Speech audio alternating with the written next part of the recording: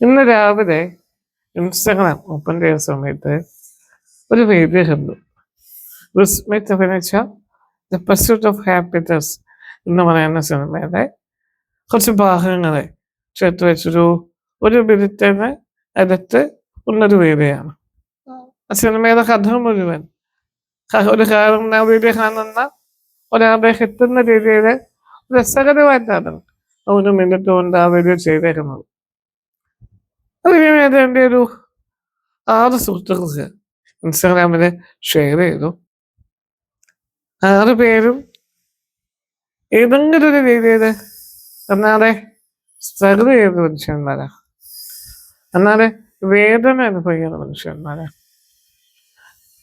പെട്ടെന്ന് എൻ്റെ മനസ്സിലേക്ക് വന്നൊരു കാര്യം, എത്ര പേർക്ക് അവരെ ആ ഒരു പെയിൻ മനസ്സിലാക്കാൻ കഴിയുന്നുണ്ട് എന്നതിനെ കുറിച്ചായിരുന്നു. അവരുടെ തൊട്ടടുത്ത് നിൽക്കുന്ന ആളുകൾക്ക് പോലും അവരുടെ ഉന്നത്തെ ഇത് തൊടാൻ സാധിച്ചിട്ടുണ്ട്. പൊതുവെ അവർക്ക് ചുറ്റും എല്ലാവരും കരുതുന്നത് അവർ ചിരിച്ച് കളിച്ച് ഉത്തരണം പറഞ്ഞ് നടക്കുന്നത് ഒരുപാട് സന്തോഷം അനുഭവിക്കുന്ന ഒന്നാണ്.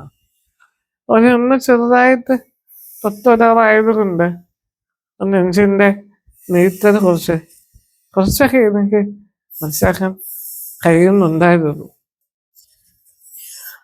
പലപ്പോഴും നമ്മൾ ചിരിക്കുക എന്ന് പറയുന്നത് നമ്മുടെ വേദനയെ മറക്കാനുള്ള അല്ലെങ്കിൽ വേദനയെ ഒളിക്കാനുള്ള ഒരു ടെക്നിക്ക് കൂടിയാണ്. പഠനം ആ ടെക്നിക്കിനെ വളരെ ഭംഗിയായിട്ട് ഉപയോഗിക്കുന്ന ആളുകളാണ്.